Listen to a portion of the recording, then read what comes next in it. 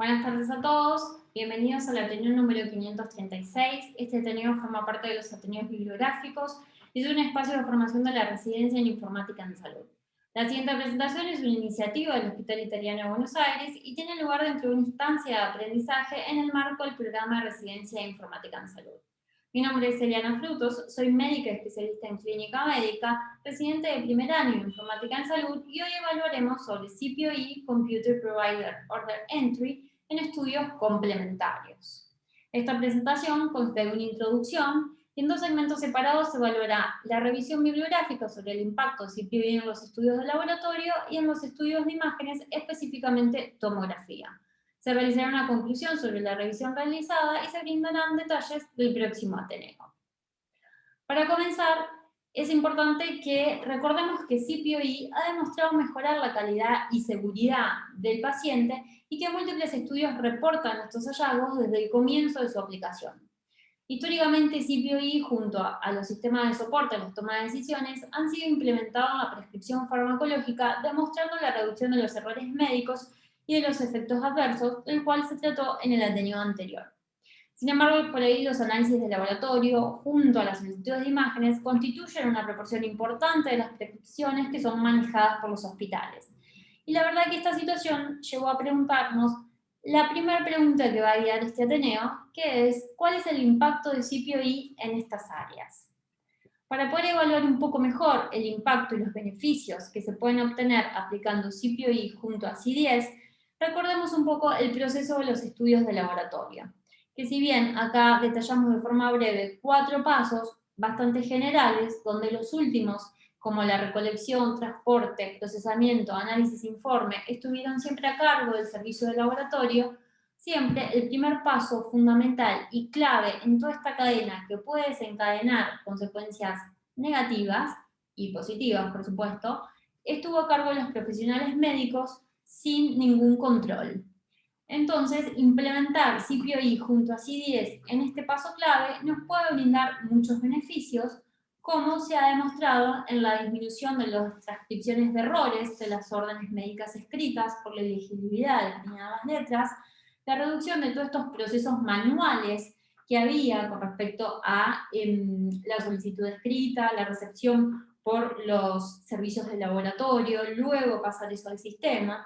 También la reducción de las cantidades de los pedidos que estaban perdidos y órdenes ambiguas. Y dos puntos muy importantes que nos vamos a enfocar en este Ateneo, como la reducción de la cantidad de los pedidos redundantes y la reducción en el test turnaround time, definido como el tiempo desde que uno solicita un estudio hasta que se encuentra su resultado informado. Para hablar un poco de estudios de laboratorio, es importante que tengamos algunas estadísticas actuales, como por ejemplo, que del total de los estudios anuales de laboratorio se estima que más del 30% son innecesarios o no contribuyen al diagnóstico de los pacientes. Y esta proporción, la verdad es que genera muchas consecuencias, como aumentar la probabilidad de los resultados falsos positivos, que a su vez esto pueden conducir a diagnósticos incorrectos, generar mayores costos y resultados adversos debido a que muchas veces pueden determinar una intervención adicional injustificada. Por este motivo vamos a comenzar con los estudios redundantes y el impacto en este punto en especial. Para ello decidimos basarnos o mostrarles este primer paper realizado por David Bates, del cual es un estudio fundacional que se considera prácticamente una de las Biblias en todos los estudios contemporáneos que quieren evaluar este punto. Este estudio se publicó en 1999, es un estudio americano realizado en un hospital escuela, y la hipótesis que se planteó David Bates es si a aquellos profesionales que estaban haciendo una solicitud se les informaba en el momento en el que estaban realizando que ese paciente ya tenía un estudio previo, muy probablemente no soliciten ese estudio actual. Entonces, en base a esta hipótesis, él desarrolló un ensayo randomizado, controlado, de carácter prospectivo, que si bien se publicó en 1999, se realizó en 1994, un año después de que Bates implementara CPOE en esta institución. Entonces, el objetivo principal que tenía este estudio fue evaluar el impacto de los recordatorios sobre estudios redundantes en la solicitud de los pedidos de laboratorio. Los métodos por los cuales fueron desarrollados fue este recordatorio, tenía un trigger que correspondía a que ese paciente tenga ya un estudio solicitado previamente en un rango de horas de 20 horas. A su vez, este recordatorio mostraba un link que enviaba, digamos, en realidad llevaba a los resultados previos, y a su vez tenía dos opciones: la opción de aceptar este recordatorio, donde por default se cancelaba la solicitud del estudio que estaba realizando, o anular este recordatorio y continuar con la prescripción del estudio complementario que estaba en ese momento decidiendo el profesional. Para poder evaluar esto, lo bueno de este estudio es en parte su diseño metodológico, porque hizo dos grupos, un grupo de intervención, un grupo control, randomizó a todos los pacientes. Al grupo intervención se le brindó este recordatorio y al grupo control disparaba la alerta para llevar el control sobre lo que tenía ese grupo, pero no se mostraba el recordatorio a los profesionales.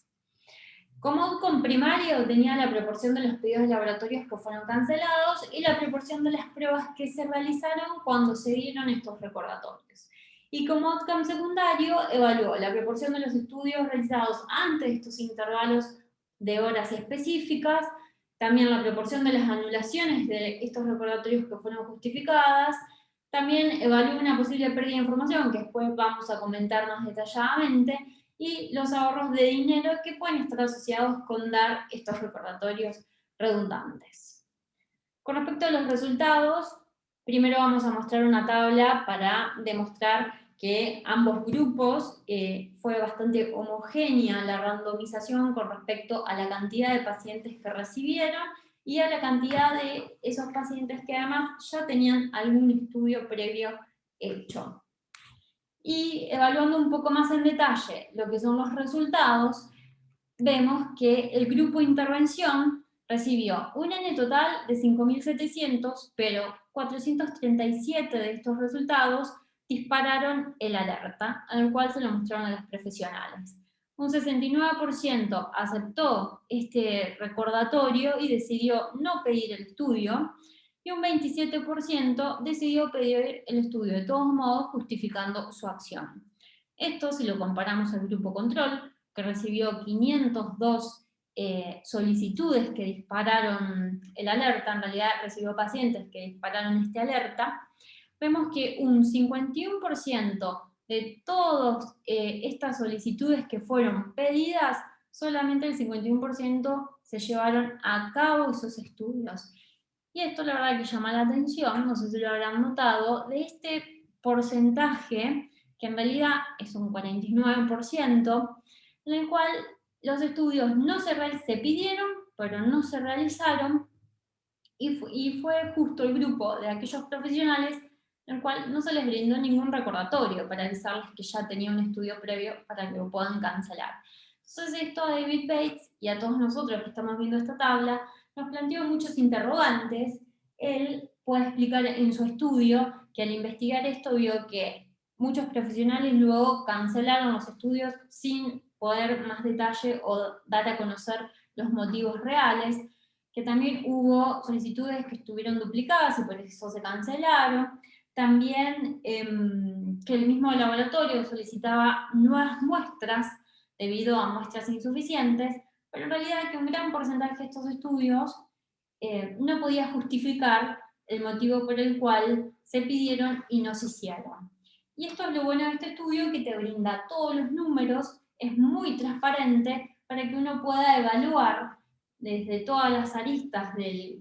la implementación de CPOI, y ahí lo deja abierto para que todos en un futuro, estamos hoy,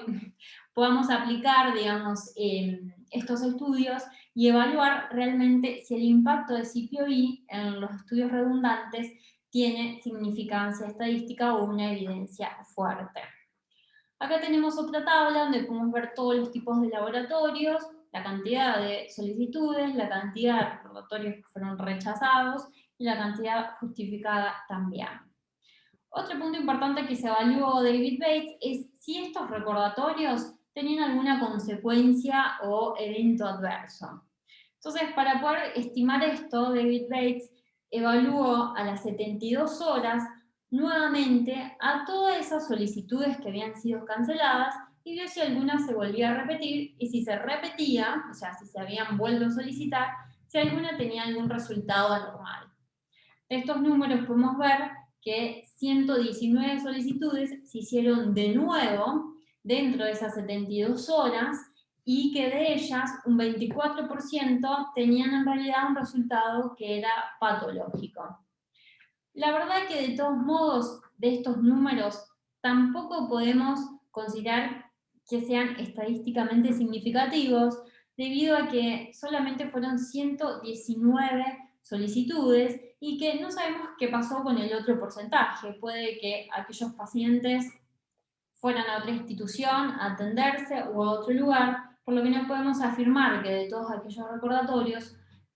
solamente un 24% pueden llegar a tener una consecuencia o un resultado patológico sin considerar toda la otra interpretación del contexto del paciente. Esto también lo explica David Bates en su estudio, que es lo más importante, y empieza a hablar más de sus resultados, sino de sus limitaciones, que una de ellas fue las solicitudes que él vio que estaban fuera del circuito CPOE, otra que se excluyó los estudios que eran solicitados por order sets o templates, y ahí pierde un gran número de solicitudes que podrían haber sido redundantes, ahora a lo mejor con una visión más certera del futuro. Y además también había evaluado lo del costo, en donde solamente pudo corroborar que hubo un ahorro del 0,15% del gasto anual. Entonces, si bien David Bates en su estudio informa que hay una disminución en la solicitud de aquellos estudios redundantes, también aclara de forma muy explícita que no puede asegurar o afirmar con evidencia fuerte que esto es llevado a cabo por todas las limitaciones que tiene el estudio y que él decide hacer todo esto transparente para abrir a que haya investigaciones futuras y se evalúen con mejores diseños este impacto que pueda haber en los estudios redundantes. Entonces, la verdad que calculo que muchos se estarán preguntando por qué presentamos un estudio de 1999 que tiene limitaciones, que si bien demuestra un poco que se puede reducir, pero tiene tantas limitaciones que no lo puedo afirmar. La verdad que lo mostramos, más allá de que sea un estudio fundacional y Biblia para todos estos estudios contemporáneos, sino porque cuando evaluamos toda la bibliografía actual, vimos que pasaron 20 años desde este estudio de David Bates y todavía seguimos teniendo estudios actuales y contemporáneos que quieren evaluar lo mismo y que son inconsistentes o con resultados sin una evidencia fuerte para poder demostrar este impacto. Bueno, algunos de estos ejemplos son estos estudios donde por ahí comparten los mismos outcomes, pero tienen todos diseños metodológicos distintos, en donde muchos de ellos solamente se abocan a unidades cerradas, a solicitudes específicas, donde uno no puede hacer muchas veces una validación en otros lugares o en otros ámbitos. Entonces, la verdad que llama mucho la atención a esto y también invitamos a aquellas instituciones que tienen implementado CPOE en sus sistemas a que hagan una investigación sobre sus números, a que aprendamos de este primer paper fundacional para poder estimar bien el impacto que tiene en nuestra institución y poder evaluar con una evidencia más sólida el impacto en estos estudios redundantes. Este fue el primer punto. El otro punto en los estudios de laboratorio es el denominado turnaround time, que como explicamos previamente es desde que uno solicita el estudio hasta que tiene el informe, el resultado. Esto hay bastante, tampoco abunda, pero hay bastante, con buena calidad metodológica, en el cual sí demuestran que disminuye los minutos en el turnaround time si comparan las solicitudes que fueron hechas previa a la implementación de CPOE y post implementación de CPOE. Pero la verdad que decidimos mostrar más que nada este estudio, porque si bien uno puede inferir que disminuyendo los minutos en que un estudio se solicita y tiene el informe, piensa, bueno, esto va a mejorar la calidad y seguridad del paciente, porque pueden los profesionales llegar a hacer un diagnóstico más temprano, con un tratamiento más temprano y puede terminar todo en una cascada positiva. Pero en realidad no hay estudios que puedan evaluar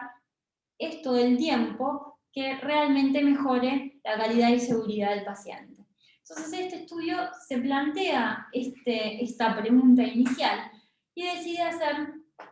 este estudio multicéntrico que es analítico y retrospectivo, que tiene un origen australiano y que lo hizo en 4 hospitales de tercer nivel y complejidad.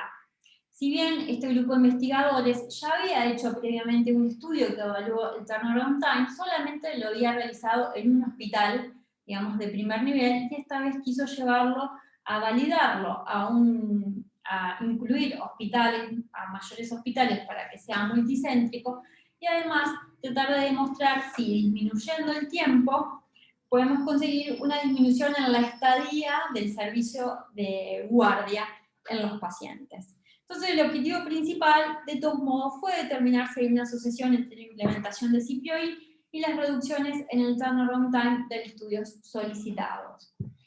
Los métodos que utilizó fueron estos criterios de inclusión que podemos ver en la pantalla con respecto a los tipos de estudios, al periodo pre-implementación CPOI y post, y a los hospitales que eran de tercer nivel. Las definiciones en las cuales se basó con respecto a cómo consideraban ellos la estadía en el departamento de emergencia, y lo mismo que el test turnaround time. Y sus outcomes eran el primario, que fue la relación entre el turnaround time y la duración de la estadía en la central de emergencias, y el secundario, los cambios en el tiempo después de la introducción de CPOI. Acá mostramos el artículo anterior que habían hecho el mismo grupo de investigadores, donde ya se puede ver que habían disminuido los minutos totales de todos los estudios de laboratorio en sí, y que eso lo evaluaron en horas pico y fuera de horarios pico, y también se puede ver una disminución en los minutos. Con respecto a los resultados, arranquemos con la tabla 3, el cual representa el outcome primario, que era evaluar si el turnaround time tenía alguna relación con la estadía en la central de emergencias. Acá vemos esta tabla donde se hizo un análisis de regresión y que se pudo demostrar una asociación entre el turnaround time y la estadía en la central de emergencias. Así que por este lado, el outcome primario lo pudimos cumplir. Con respecto al outcome secundario, que es demostrar o validarlo en otros hospitales, la reducción de los minutos del turnaround time, también lo lograron hacer. Acá, más que nada, marcamos lo que es el hospital A, pero en realidad en los 4 hospitales pasó, en donde del 2005 al 2007 podemos ver la reducción de los minutos de los estudios en total, pero otra cosa que nos llama la atención es que también hubo una disminución, hubo un aumento en la cantidad de los estudios solicitados. Y acá lo ponemos más en grande, y a esto en particular queremos que se queden unos segundos mirando esta pantalla porque lo vamos a retomar brevemente, el impacto que pueden tener CPOI y los laboratorios. Entonces, si bien hablamos previamente de que no hay evidencia muy fuerte para demostrar ciertos impactos, pero sí hay muchos aspectos que están demostrados y que es importante volverlo a recordar, como la disminución o la transcripción de los errores, disminución en todos estos procesos manuales que aumentaba el tiempo en el análisis de los estudios en este proceso, la reducción en la cantidad de los estudios perdidos y órdenes ambiguas, y la reducción en la cantidad de pedidos redundantes, que esto lo dejamos con alerta porque necesitamos evidencia más fuerte, y la reducción del turnaround time, que sí, eso hay significancia estadística para poder hablar con propiedad. Entonces el paso siguiente es preguntarnos que de toda implementación, como hay impactos y beneficios positivos, también puede haber impactos negativos o consecuencias a los cuales es importante siempre evaluar. La verdad que nos preguntamos, de todas estas cosas positivas, ¿qué hay de negativo al implementar CPOI? La verdad que los estudios actuales reportan que hay una sobreprescripción de los pedidos de laboratorio en los pacientes internados, y que los sistemas CPOI que facilitan estos pedidos recurrentes, muy contradictorio porque estamos hablando de que en realidad queríamos disminuir por ahí estos pedidos redundantes, generalmente son aquellas modalidades como los order sets o los templates, que son más que nada solicitudes que terminan siendo realizadas de forma automática, que en su mayoría no impactan la decisión terapéutica, pero incrementan los costos, aumenta la tasa de falsos positivos y aumenta la estadía hospitalaria. Entonces, brevemente vamos a decir que nuestra institución está evaluando este aspecto principalmente y está desarrollando a cabo un estudio observacional de corte transversal. Este estudio es un estudio descriptivo y analítico, y lo que evalúa más que nada el ámbito es de nuestra central de emergencias, en donde para la solicitud de los estudios complementarios estaba implementado CPOI y los profesionales podían agrupar distintos estudios, agruparlos y después tener ese acceso más directo para poder solicitarlos. Esto denominado como baterías, en el cual se vio que había un aumento en la solicitud de estos estudios y se decidió inhabilitarlos del sistema, y por este motivo se está llevando a cabo esta investigación para evaluar pre-baterías y post-eliminación, ¿no?, del sistema de las baterías en nuestra historia clínica. Todavía no tenemos resultados, sí los alentamos a decir que apenas tengamos números los vamos a informar para poder, digamos, continuar con toda esta evaluación e impacto de CPOI como se estamos haciendo actualmente. Y por otro lado, y vamos a hablar brevemente también sobre los estudios de imágenes. Si bien vimos todo lo del laboratorio, la verdad que nos preguntamos, ¿qué pasa con los estudios de imágenes? ¿Es lo mismo que pasa en el laboratorio o no? La verdad que hay cosas que comparte, como que el 30 y el 40% de todos los exámenes por imágenes en los Estados Unidos son considerados inapropiados, y que obviamente este uso excesivo, igual que nos pasó con los laboratorios, agrega costos innecesarios al sistema de salud, y tiene un plus muy importante, que es la exposición, porque estos estudios también involucran aumento en las dosis de radiación, que son acumulativas más que nada, y contraste intravenoso.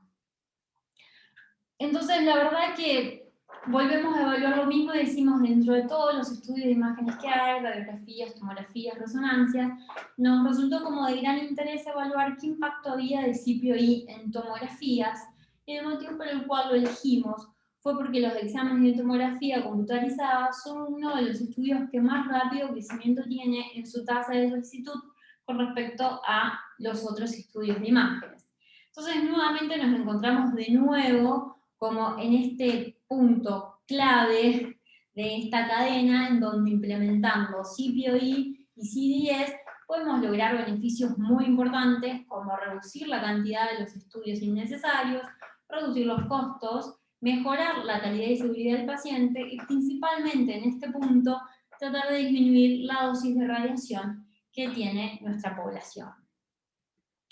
Para evaluar este tema decidimos elegir este estudio, que es un estudio americano, es un ensayo controlado, prospectivo, que se publicó en el año 2013, y que este estudio evalúa el impacto de un sistema de alerta embebido en CPOI para las solicitudes de los estudios redundantes de las tomografías computadas. Con respecto a su metodología, el trigger de estas alertas era que esos pacientes ya tengan la tomografía hecha de esa zona del cuerpo que se estaba solicitando, realizado en un marco de días de 90 días previo a la solicitud actual, o sea, dentro de los 90 días previos. Esta alerta iba a contener un link a las imágenes y al informe previo, y con respecto a las opciones que brindaba la alerta eran dos: cancelar la solicitud de lo que uno estaba pidiendo en ese momento, o cerrar el alerta y seguir pidiendo el estudio. Un dato importante que ayuda por ahí a entender, o más que nada a entender las limitaciones, es que además ellos, a todos los profesionales que solicitaban una tomografía, también les saltaba un cuestionario con respecto al riesgo del contraste que iban a tener los pacientes. Metodológicamente, lo bueno de acá es que se hizo 2 grupos, es un ensayo, se hizo un grupo que iba a tener el alerta sobre que ya había una tomografía previa, y un grupo control en el cual se le iba a brindar igual este alerta con respecto al contraste. El outcome primario fue la tasa de cancelación de solicitudes luego de mostrar el alerta. Y si bien acá nos adelantamos un poco, pero mostramos por ahí la tabla para ver cómo estaban conformados los 2 grupos, para ver si era de forma homogénea o no con respecto a las características poblacionales. A nivel de los resultados, vamos a detallar un poco más esto, que es de todas las solicitudes de tomografías que se hicieron en esos 5 meses, hubo un total de 32.858 solicitudes, de los cuales un 33,9% disparó el alerta, o sea que fueron solicitados hace 90 días, y de estas que fueron disparadas el alerta, un 6% solamente se cancelaron. Y para ver un poco más a detalle, los servicios que tenían mayores solicitudes eran los centros ambulatorios oncológicos, que esperable, digamos, por la estadificación o reevaluación, los pacientes de unidades cerradas le seguían en el ranking, de los cuales se activó la alerta en mayor porcentaje debido a que eran los que mayor solicitudes tenían, pero eran uno de los que más baja tenían la tasa de cancelación de este estudio. Otra cosa que nos llamó la atención fue la atención primaria, el servicio de atención primaria. Si bien no tenía tantas solicitudes pedidas, por ende no tenía tantas activadas en relación al resto, ¿no? Pero lo llamativo es que de todos modos fue el porcentaje que más canceló los estudios, digamos. Aún así, este estudio tiene limitaciones, como por ejemplo aquellos pacientes, obviamente que eran más que nada las solicitudes, no estaban distribuidos de forma homogénea entre los 2 grupos, o sea, teniendo el grupo control 22.000 pacientes y el grupo de intervención 10.000.